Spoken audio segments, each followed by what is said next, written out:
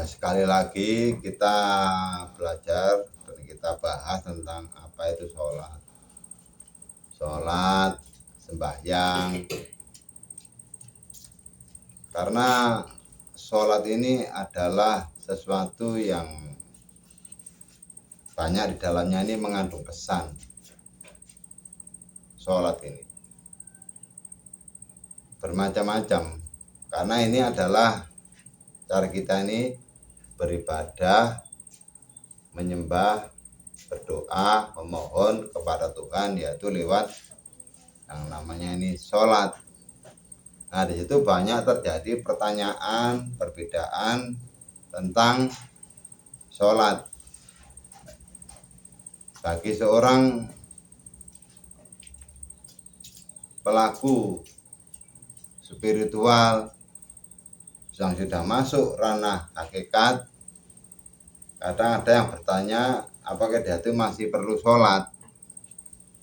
Bagi seseorang yang sudah masuk ranah makrifat, apakah orang-orang ini juga masih perlu sholat, dan sholatnya seperti apa?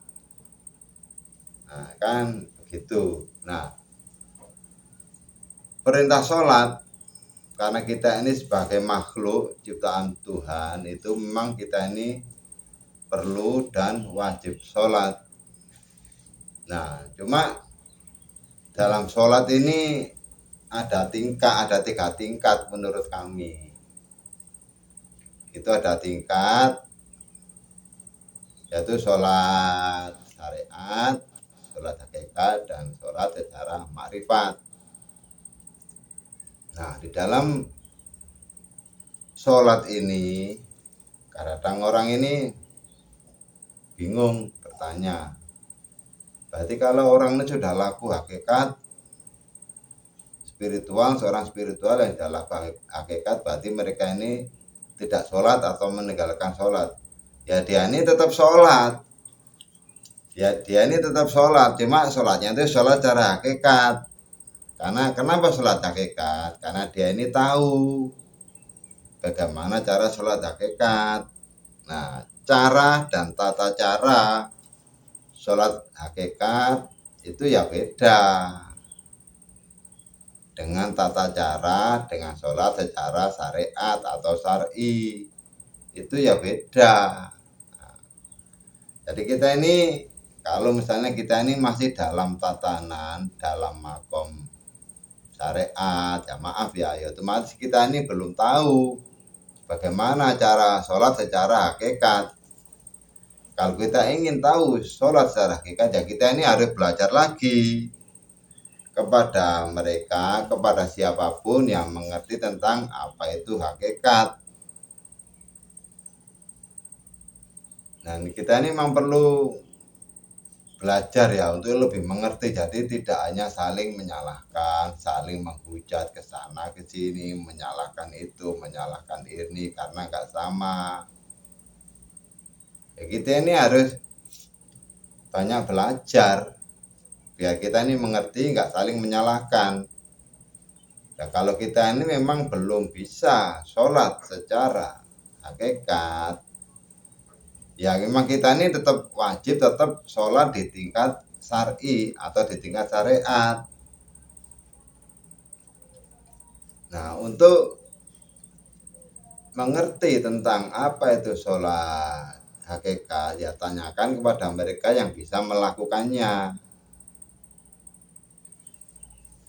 Bagi mereka yang belum bisa melakukannya, ya belum mengerti apa itu tentang sholat hakikat.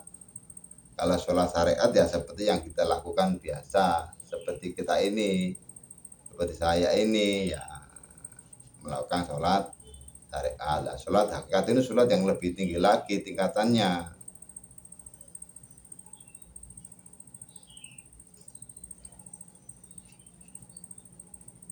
Untuk itu marilah kita ini belajar agar tidak saling menyalahkan satu dengan yang lain, karena hanya masalah sholatnya kita ini beda, kita ini sudah bingung.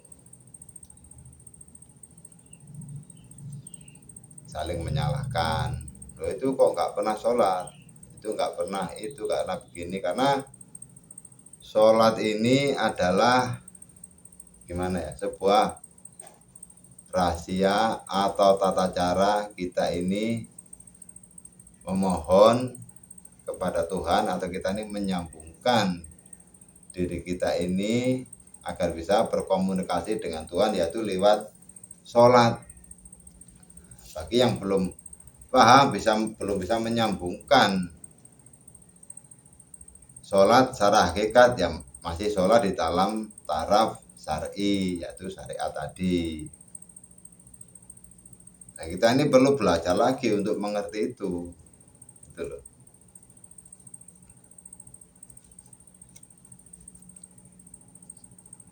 Makanya kita ini jangan saling menyalahkan atau beda pendapat dengan yang lain hanya karena gara-gara masalah sholat. Tapi kalau kita ini sudah masuk ke ranah yang sama ya, misalnya yang dari syariat tadi, belajar hakikat, akhirnya kemudian masuk lagi ke tingkat yang namanya ma'rifat. Nanti orang itu sadar ternyata di sana itu sudah tidak ada perbedaan dalam sholatnya tadi, karena dia itu sudah bisa melakukan sholat misalnya ketiga-tiganya. Dia bisa sholat syariat, bisa, karena memang dia awalnya dari orang syar'i, ya dia bisa sholat syariat. Kalau dia butuh sholat hakikat, ya dia sholat hakikat. Kalau memang dia itu sangat membutuhkan, ya dia itu bisa sholat di tingkat ma'rifat. Kalau pesannya Nabi itu kan sholat ini ada tiga fase sholat, yaitu sholat karena wajib, satu, tingkat yang pertama.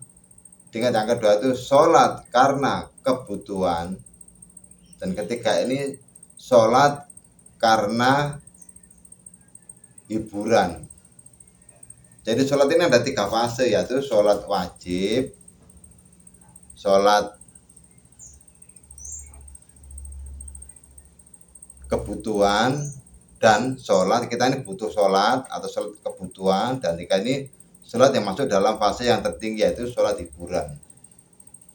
Nah, ini perlu digarisbawahi. Kalau Nabi Muhammad ini sudah masuk fase dalam kategori sholat adalah hiburanku.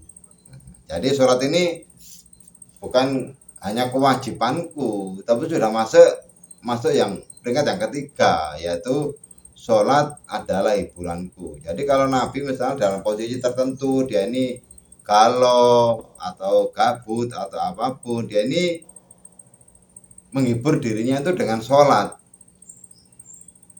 Sholat itu adalah hiburan bagi Nabi itu. Makanya kita ini belajar sholat itu bagaimana caranya agar kita ini tidak hanya masuk di fase peringkat yang pertama, yaitu sholat syar'i atau sholat syariat, karena itu ada sholat yang wajib.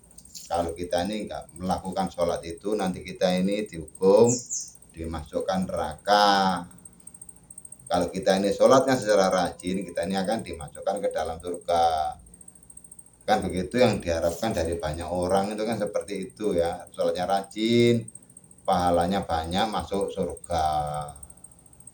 Kalau sholatnya bolong-bolong atau enggak sholat, dipandang enggak sholat, ini masuk neraka. Jadi dia ini melakukan sholat ini karena merasa wajib dan merasa diancam atau dihukum.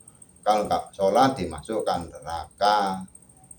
Akhirnya dia itu menjadi wajib, hanya menggugurkan kewajibannya. Jadi masuk dalam tatanan sholat dari fase yang pertama. Kalau bisa itu belajar masuklah dalam fase sholat yang kedua, yaitu sholat butuh. Saya ini butuh sholat supaya hati saya ini tenang, supaya hati saya itu dekat dengan Tuhan. Jadi sholat ini belajar masuk ke fase yang tingkat yang kedua, yaitu sholat kebutuhan. Jadi kita ini butuh sholat, bukan melaksanakan kewajiban lagi. Kita ini butuh sholat memang, agar hati kita ini tenang, dekat dengan Tuhan. Kita ini bisa happy, bisa senang. Bisa-bisa nanti mungkin kalau kita ini dekat dengan Tuhan itu yang ruwet-ruwet ini sirna sendiri pelan-pelan. Karena kita ini sudah masuk dalam fase sholat yang kebutuhan.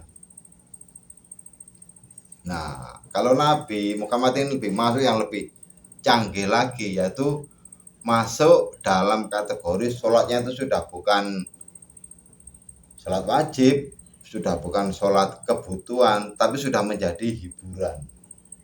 Kalau Nabi ingin terhibur, ingin hatinya damai, ingin hatinya itu tenang, yang ingin hatinya itu lepas dari segala problem, segala permasalahan dunia, maka dia melaksanakan sholat. Nah, sholatnya ini memang sholatnya Nabi ini memang ya sulit ya, karena sudah masuk dalam fase kategori sholat yang hiburan, sudah bukan yang wajib tadi, sudah melewati sudah sholat. Nabi juga mengalami tadi pertama hanya bisa sholat wajib, yang hanya bisa sholat dalam fase kebutuhan. Nah, sekarang ini Nabi Muhammad sudah masuk fase tingkat 3 yang tertinggi, yaitu sholat hiburan.